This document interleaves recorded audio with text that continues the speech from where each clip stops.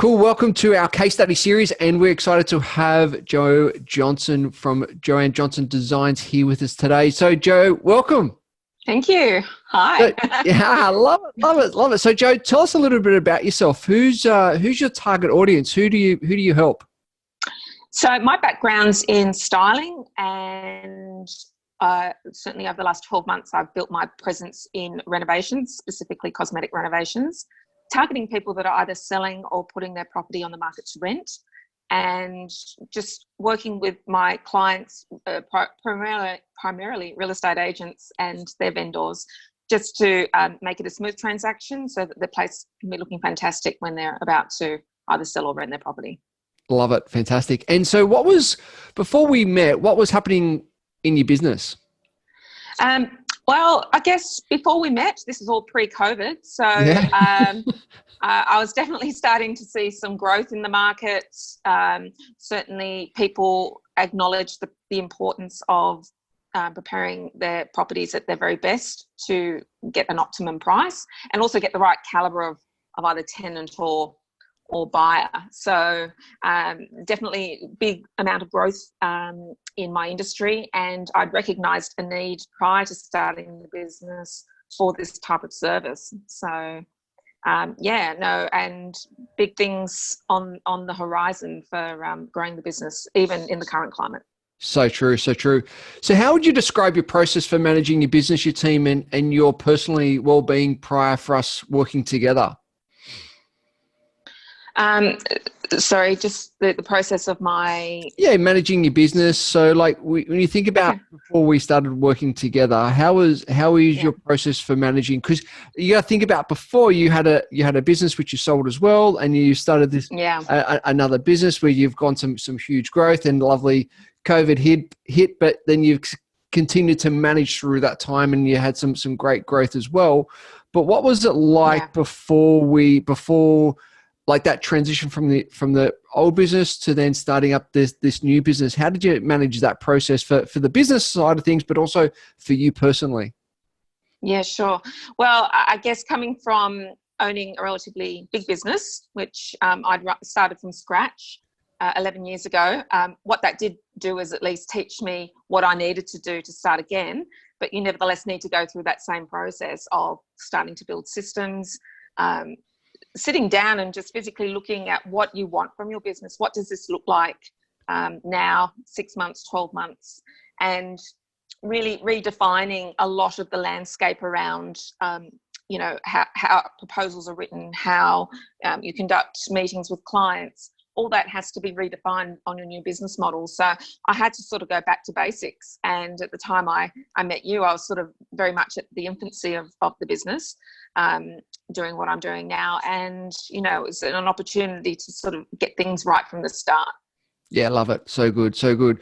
And did you have any specific challenges that you faced around that initial stages the regrowth for the business and for you personally back then? Sure. Well, I guess you are reinventing yourself to an extent. So it's about, I guess, gaining consumer confidence in what you do in your new role, and being able to demonstrate what you can do through examples of your work, through good case studies, through that trust and belief that I built up in my previous business. I kind of had to go back to rebuilding those connections and building new connections and finding new areas to grow my client base above and beyond where I previously had presence. Love it. And what led you to a better way for growing your business? Like, obviously you started the new business, you got some growth, but what led you to look for a different way or a different solution? It came down to not wanting all my eggs in one basket, so to speak. So what I did appreciate is that whilst one area of the business may be down, if there's, for example, a downturn in real estate, I need to make sure that I can capture business through other channels. So it's about having all those funnels lined up. So, for example, looking at interior design and furniture sourcing for clients is another business part of my business. helping people that are moving property to a new property and helping them with that whole relocation process, I saw as both a necessity that wasn't necessarily being captured and an opportunity for me. And so it was about making sure that I didn't just have a single line of income coming through in the event that there was a downturn in one area. Yeah, love it. Fantastic. And why did you decide to try working with myself? What was that turning point for you? Simone dragged me in. No, with all good intentions. But you certainly came highly recommended, and I've worked with business coaches before, so I was familiar with the process. What I liked about what you brought to the table, and it certainly came out of our initial meeting and discussions about how you could help with my business, is you sort of approach it from a number of aspects. We look at, the self, we look at making sure that that's on track. We work on making sure that all our business processes are in place. We certainly have to make sure that, that we've got that commitment to daily routines and things that can easily lapse when you get into the depths of running your own business. So if I think about my morning so far, I've had to be on site at a job. I've, had to be involved in lots of little details that can detract from the bigger picture. So where I saw the merit in what you could help with is making sure that I kept on track and that I kept achieving those goals. And that's what we spent a lot of time doing up front, was just mastering what those goals look like, what it is I really want to achieve out of this, and making sure that I'm on track to get that, achieve those goals by the end of the year. Fantastic. And how has the coaching helped you since we've been working together? Definitely accountability is the big one, and you can't underestimate the importance of that. There's something about, I might miss the odd session, but I'll at least get back on track and listen to it through the Facebook channel that's available. So there's really no excuse to not sort of stay in tune with where you're meant to be. So those Monday morning 8 o'clock sessions are really good because it sort of gets your brain where it needs to be. And also connecting in with other people from different industries, but all in a similar sort of stage in business, and just learning from each other through the intensive sessions. I guess what you're able to prescribe is a number of different ways of making sure the businesses will succeed. And you're there for people. So I know if I was having a curly day, I could drop you a line and you tell me to put my Wonder Woman cape back on and off we go. So, yeah. I've still got that image. I love it. That's so good. That is so good. How has the coaching helped with your mindset? Share a little bit about that. How's that been of assistance? Well, I mean, I think the whole COVID thing that sort of started to evolve around the early part of March was a frightening time.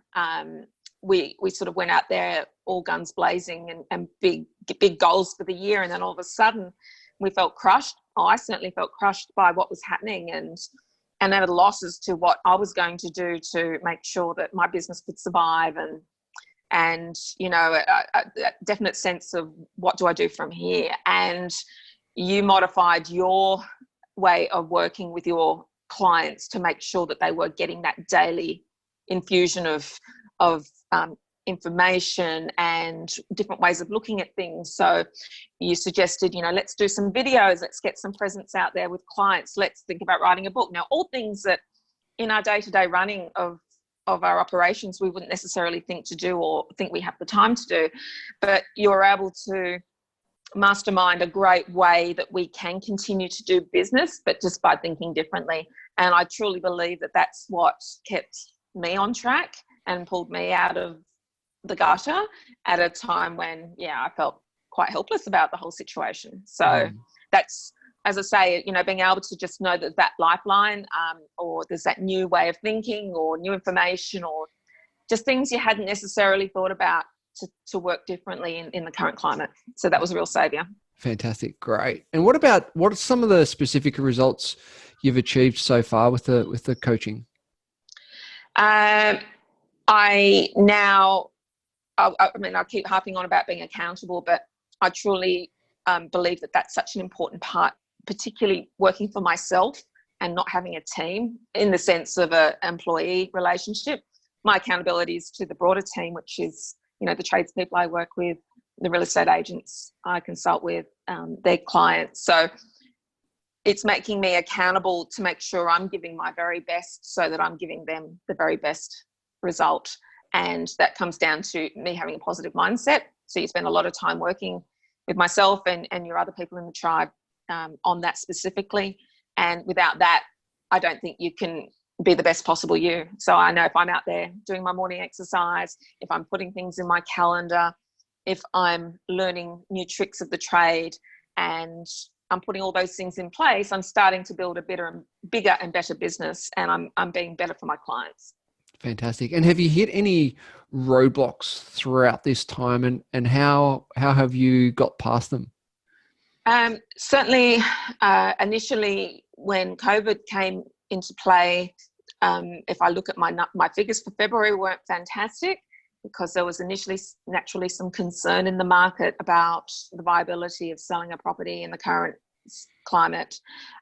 Luckily, the real estate world was very quick to adapt and started to do some clever things around virtual auctions and just doing whatever needed to be done to still get properties sold. So, I found that it was a great opportunity for me to start to think differently about the way I work. And certainly when you encouraged me to start doing some interviews, my confidence grew as a result of that. So if I look to my very shaky first interview to a later one, it certainly shows that you can do something even in the face of being a little bit freaked out about the whole process. And it's been very well received by people. They like to see the human side of you out there, showing how it's done and showing your commitment to what you're doing. Yeah, fantastic. And what would you say to other business owners who are stuck in the process or hasn't even got started yet to growing their business? What would you say to them? Definitely get online with you, because the tribe is a great tight-knit community of people that definitely want to serve and grow as individuals and grow their businesses. And you can't do that on your own, as good as you may be in your own individual skin. Everyone needs that push and that knowing that someone's there that has their back and will help them start to think about things and not give up on themselves. So I would say get the assistance, get the accountability, and just believe in yourself now more than ever, and know that you have amazing skills, but you do nevertheless need someone that's going to say, have you got the systems in place? Have you let's have a look at those. Have you got a means of working your database and dealing with the social media side of things and all the things that matter in business that, again, maybe as a sole trader or a small business owner you don't necessarily have a full handle on. Something like the coaching will just help to bring it all together and just keep you on track. Fantastic. And what's the long-term view for yourself? What are the long-term plans? I was on a job site this morning and I get really excited when I'm there. I genuinely love the smell of paint and grout, and I just love seeing things come together. So I just think if I can extrapolate that into a bigger business for myself, I can't help but be happy with that, because I can see what we can achieve in just 1 week for our clients and making massive difference to their properties. That I just want to keep growing this now. I believe I'm onto something very big and something very worthwhile and meaningful. So yeah, I'm pushing hard in this area that I know I've got a talent for, and with all but you're a product of all the people around you. So making sure I'm looking after my team, my broader team that I mentioned, and then I'm staying on track through the coaching system that will keep me doing what I'm meant to be doing and slap me around a bit when I'm not. I love it. So where can people find out more about yourself, Jo? Where can you send them so they can go, wow, I'd love to find out more about Jo's journey, Jo's services. Where can you send them? Definitely have a look at my Instagram site is probably the most up to date, and that filters through to my Facebook, which is Joanne Johnson Design. If you just look at that on Instagram, you'll find me and the latest projects that I'm working on. Jo, I really appreciate your fantastic feedback and your words of wisdom, and really appreciate it. Thank you very much.